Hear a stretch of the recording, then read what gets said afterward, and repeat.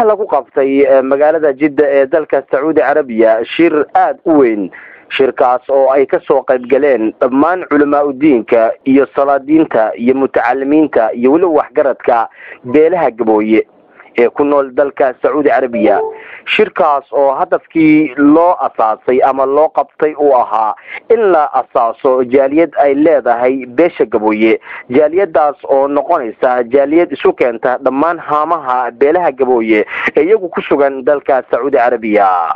halkaas ayaa shirkii markii la qabtay ka bacdi waxa lagu magacaabay gudoomiye iyo gudoomiye ku xigeen iyo waliba afhayeen iyadoo shirkaasi uu ka koobnaa shirkaasi rag iyo dumar